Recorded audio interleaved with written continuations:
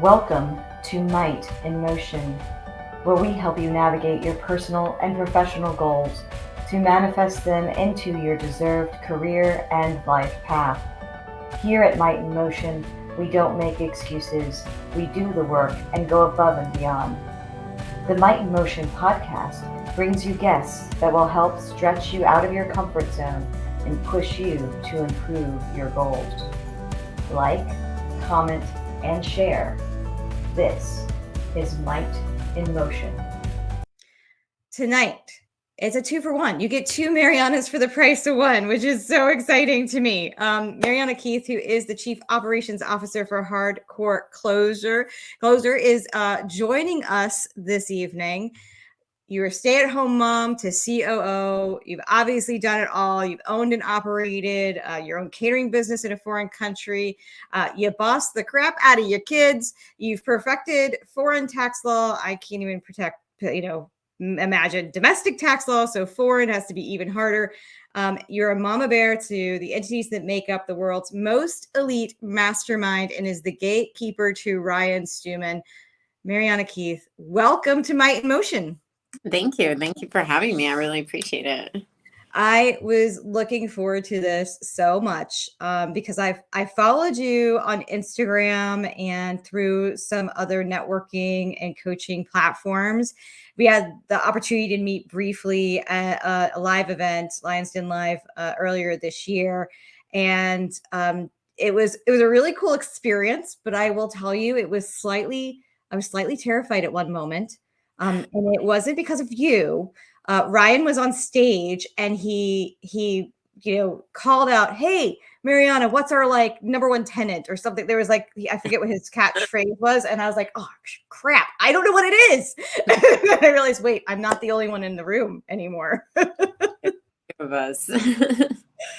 So it definitely scared me. I was like, "Oh no, it's like being back in school and I don't know the answer." So don't call on me. Can you tell us a little bit about yourself and your path to becoming a COO? Sure. I mean, kind of the abbreviated version. I started out kind of,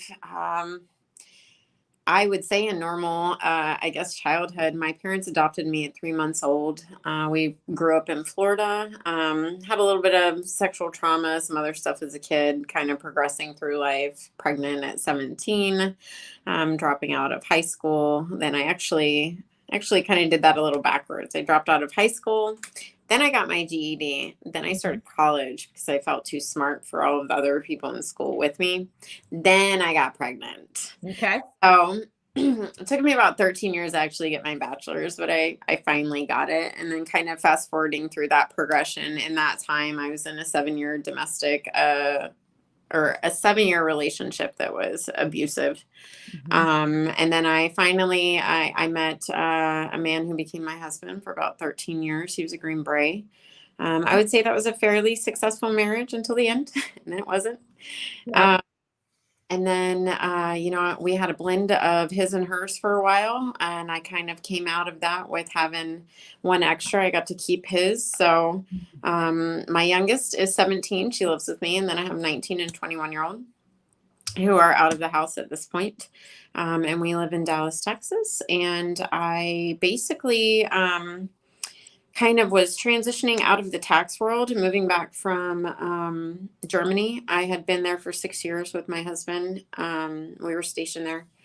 And moving back, I knew I wanted to get out of the tax world. I didn't want to straddle 2 time zones. I didn't want, I loved my clients, but I really, if I'm being honest, looking at the client load I had, what I loved was the money and how much I could push myself. And it became like a game to me, like, how many more can I do this year? What can I grow my client load? How can I increase my revenue?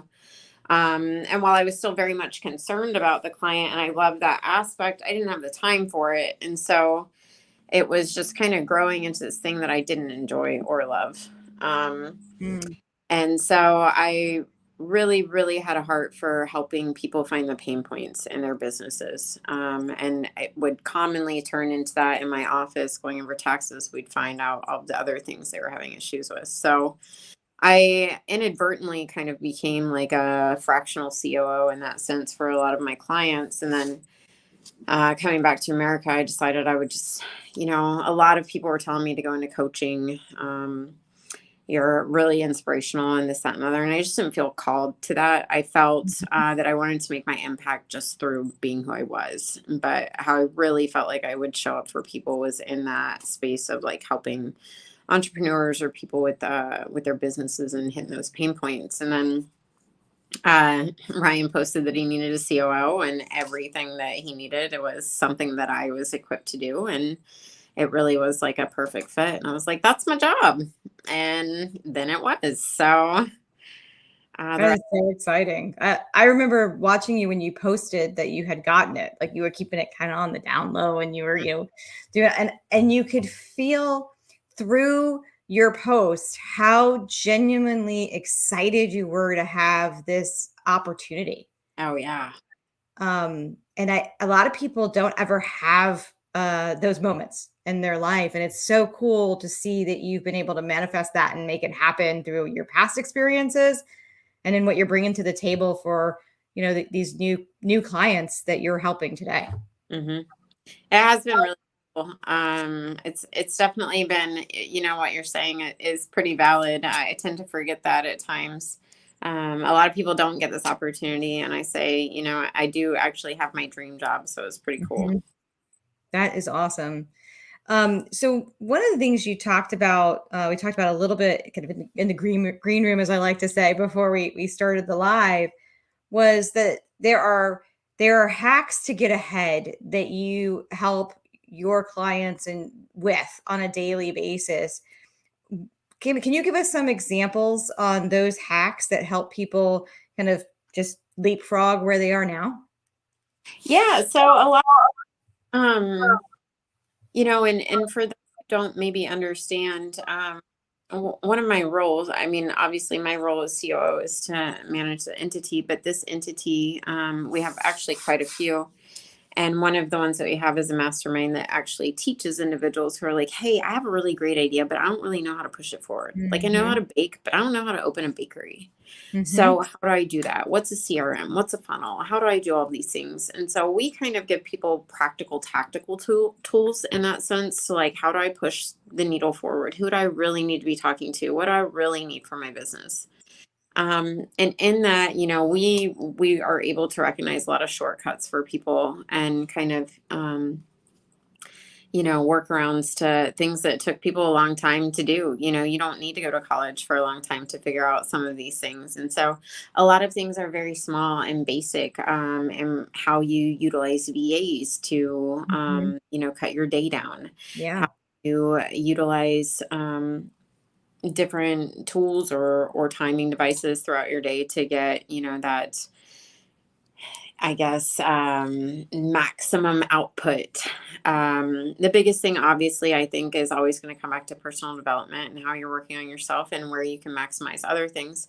But one of the biggest pain points that I'm recognizing with entrepreneurs is that they don't know how to delegate themselves. Yeah. And it's really hard giving up control of something that, you've worked really hard on. It's your baby. It's, something that you've built and you're going to raise your child right, but you don't know if somebody else is going to. Right. And so, oftentimes, entrepreneurs become their own bottleneck in their own organizations because of that inability to let go. So it's these little things of like, hey, what can I slowly do? So a slow start, easy start is, that VA, whether it's bringing someone into your office, maybe you can't afford that, or pulling a VA and what can they do for you? Can they go through and scrub email lists for you? Can they do lead generation for you? Can they do small graphics for you that might take you hours to do because it's just not something you're good at? And really just trying to find the ability to delegate and let go of some of these things that maybe it's not for you.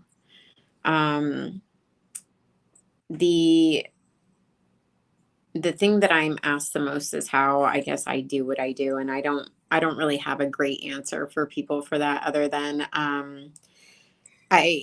I just have figured it out. But I think one of the things that makes me very successful, and I think it is very important, and whether you're in the role of being an employer or you are someone who manages or you are someone who's being employed, um, and you have someone overseeing you, the biggest thing that I would say is going to be monumental in your own personal growth and your own pushing is like the education for yourself. Like, Yeah.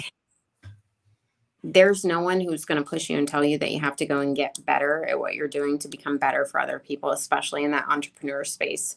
So you often are running into a lot of these people who are sitting in the same space of like doing things that worked for them for a long time, but they Right. haven't gone to do something to like continue that education or get better at something. Very easy hack, watching a couple of videos, taking a couple of master classes, things like that to stay ahead of the curve.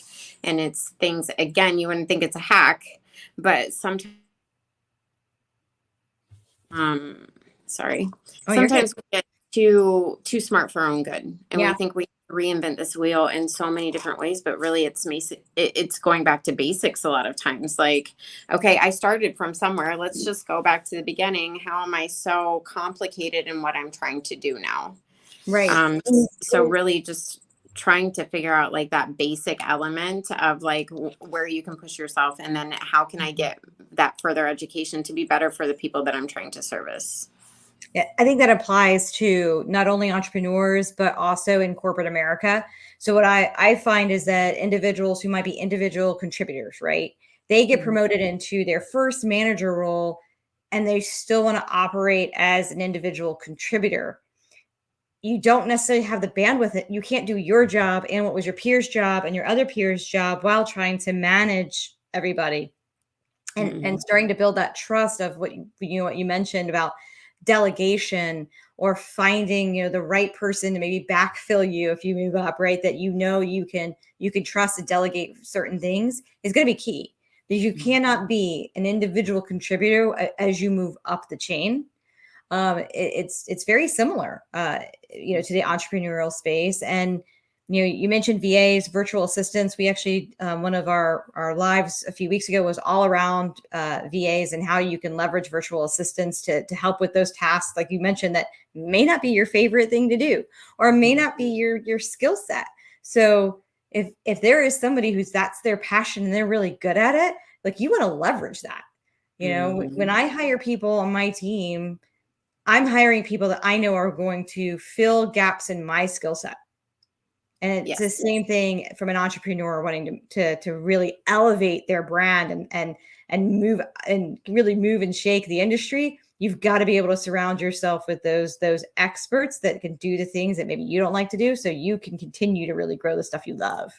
Absolutely. Agreed.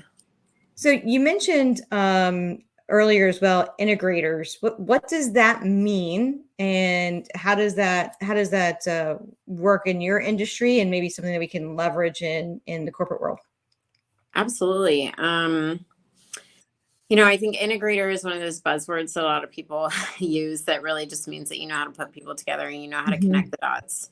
And really, at the end of the day, we have a lot of, again, those buzzwords running around: visionaries, integrators. But I work for Visionary, and he has a lot of great ideas.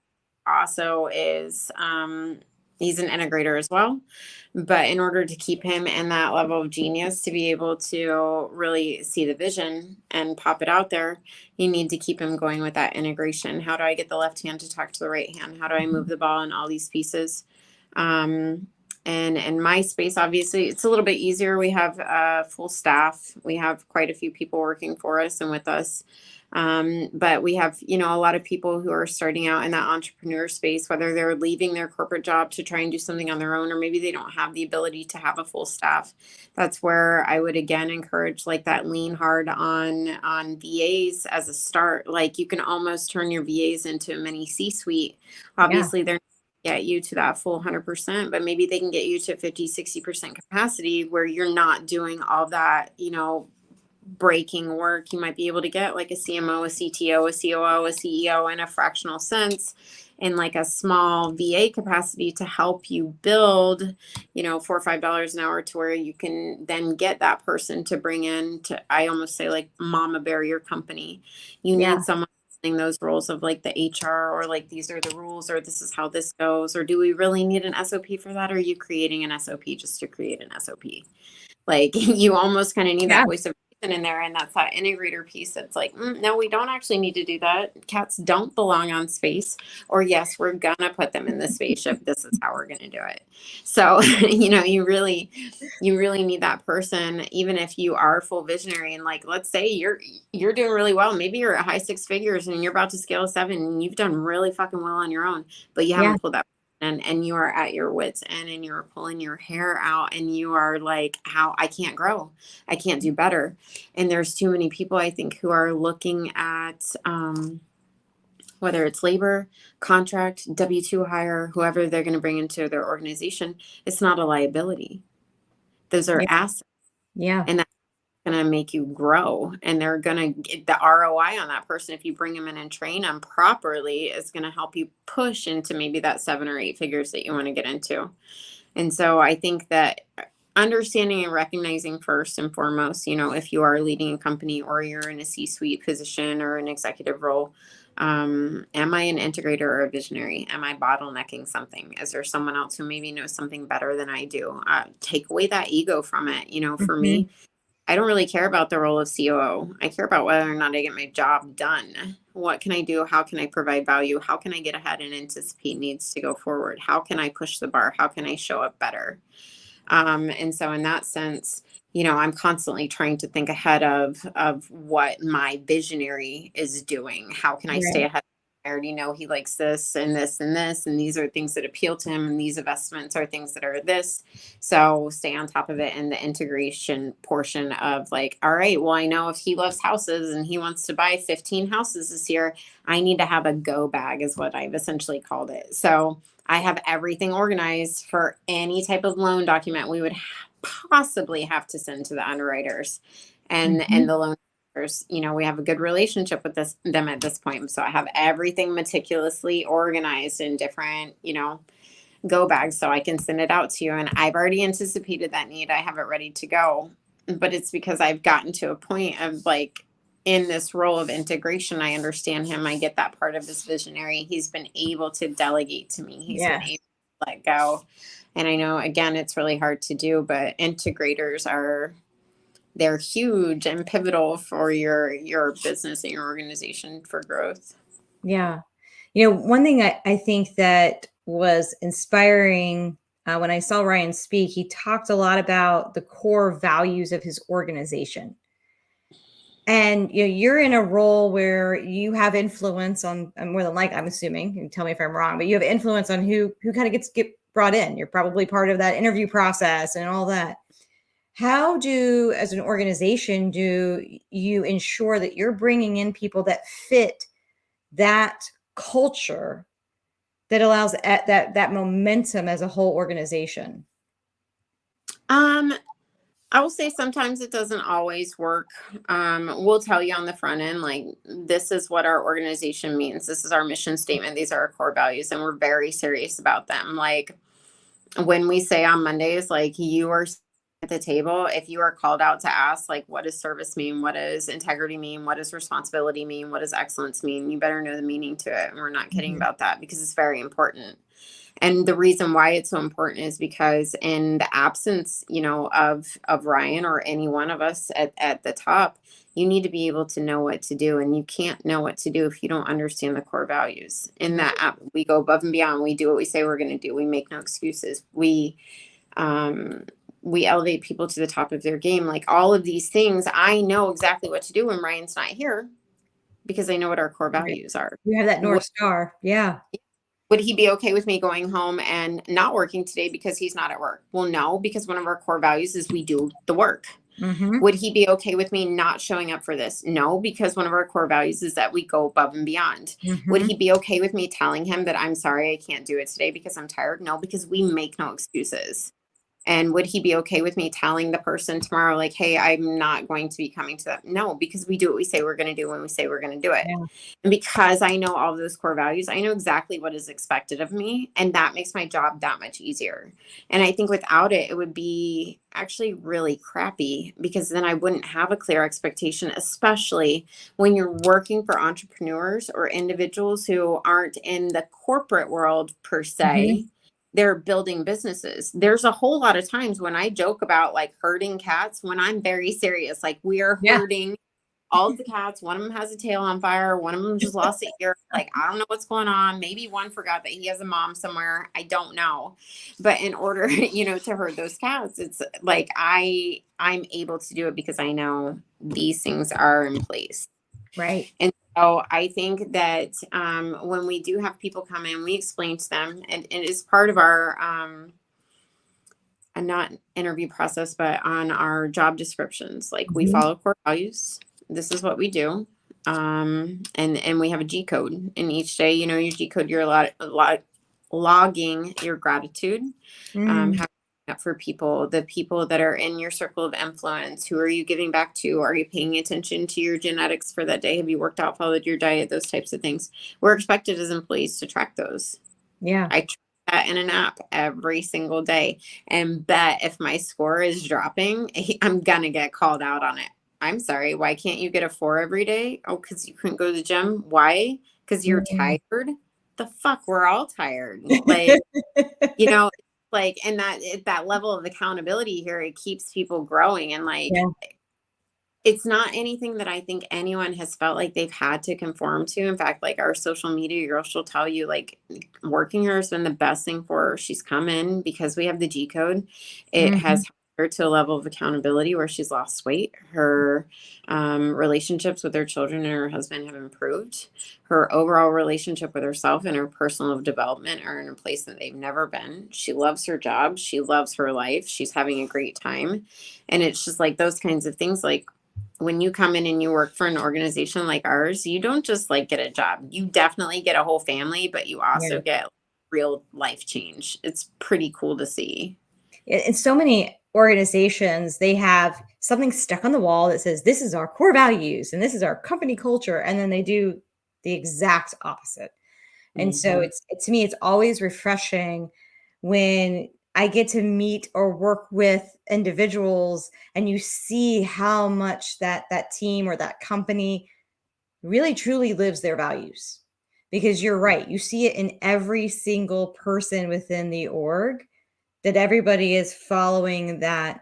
Mhm. I like to call it that North Star, right? And to your point, Mhm. if my boss isn't here, am I going to is it gonna be okay for me to go play? If that doesn't meet the core values, then no. And so or if there's a dilemma, like, oh my goodness, I have this problem. How do I make this decision? Well, somebody else doesn't have to make the decision. You already know what those values are that will help guide you. And I think that's really, really exciting when I get to meet and talk with individuals that are in those types of groups, because it isn't, unfortunately, it's not as common as I think we would all hope. No, and that's why I think we have the success that we do, and we have. If I had to log in today and pull it up and look, I think we probably have a couple thousand people in the queue to want to come and work for us, and we just don't have the space to take them in right now. I know Mm. personally for my job, there were over 240 applicants. And so we get a ton of people who want to come and work for us for that reason. We haven't really done a whole lot to even market our work culture. It's just a part of what we've become. And I know our clients, they know because they see it all the time, whether they're coming to our executive fly-ins every month or quarterly or biannually. They see what we do. They see who works here. They see how people interact. They see that, like, these people are legitimately here. Like, we have former NFL football players working for us. We have, a wide variety of different people on our staff. And it's because they know that, like, we bring something way different to the table. And it's pretty cool to see. It really is. That is So awesome. So I growing know that and providing that for your organization. I mean, people don't think it's a big deal, but those core values, like you're saying, just having them, um, just having them on the wall, that doesn't do shit. If no. you're actually actually following them, if you're actually living by them, if you actually have a group of people who are behind that. And again, like when I say we're behind a mission that he has to help people grow and become the most elite version of themselves. Who doesn't want in their lives? Like, who doesn't want to be better? Who doesn't want to make more money? Who doesn't want to have more sex with their spouse? Who doesn't want to be a better parent? Who doesn't want to have a better relationship with their child? And like that trickle down effect, it just bleeds into everything else. And when we get all of our people in a room and you see the conversations happening with them and you see the impact and you see the relationships, it's just insane. It is so cool to see how like all of this is just fed into everyone's life. It's not just jobs, not just money. It's like ridiculous impact and change. And I think that's huge. That is so exciting. And that type of having that culture and influence, even if you're in a big corporation, if you're over a team, you can create a culture of that team. And everyone on that team can live the values of that team. I know, for me, mine ended up being like these little families, like you said, but there's that mama bear aspect, and I end up in that same type of role sometimes. Like, no, you come after me, don't come after, this is my tribe. These are my people. And, when one person has an issue, everybody like just rallies around them. Right. And it's really cool to see when you can create that kind of environment. So I always like to ask this question to all my guests. If you could go back 10 years to your prior self, what advice would you give her?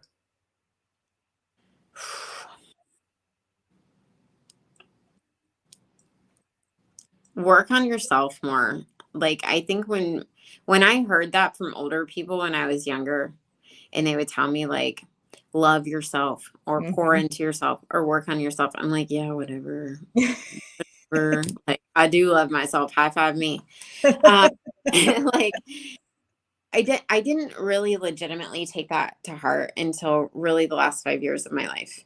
Yeah. And I think that if I had been able to have that earlier, it would have created the ability for me to impact people earlier in my life. Yeah. And it would have given me a better platform for understanding of who I was and the things that I went through in my life. And at this stage in my life, among some of the most successful people that I've been around, the number one thing that I can tell you that people have not worked on is their inner child trauma. And going back to walking around with a bunch of wildly successful, sometimes I'm sitting in rooms with multimillionaires. Every single one of them is like a hurt little kid inside that hasn't gotten that resolved. And so my biggest thing would have been personal development and going back and fixing like past traumas. It's really hard to do. And you have to be really brutally honest with yourself.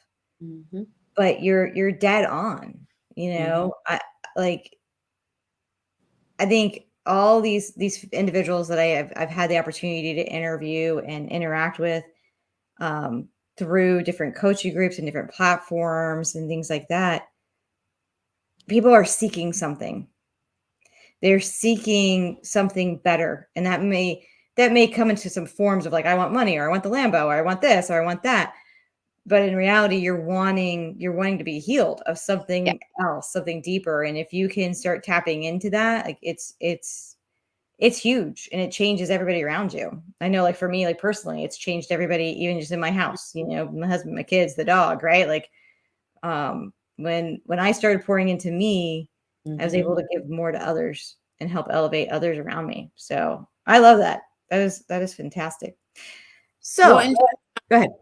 I don't know what you personally have been through, but just imagine like if you made it so far in life without resolving any of that and you still were successful, imagine how much more success you can have and how much more you could potentially do unlocking those parts or like working on those parts of you. So I think, obviously there's a lot of individuals in this space who are high level and they're working very hard and they've reached really far spaces in life. But imagine how much better you could be if you just like untapped or tapped into some of the things that just need to be healed. I love it.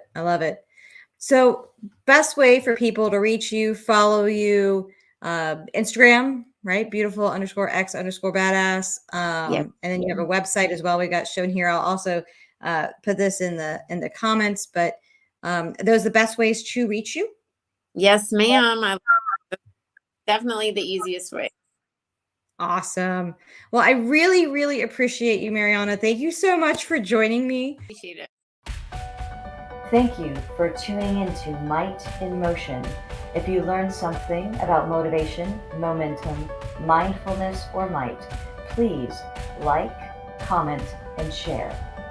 Thank you.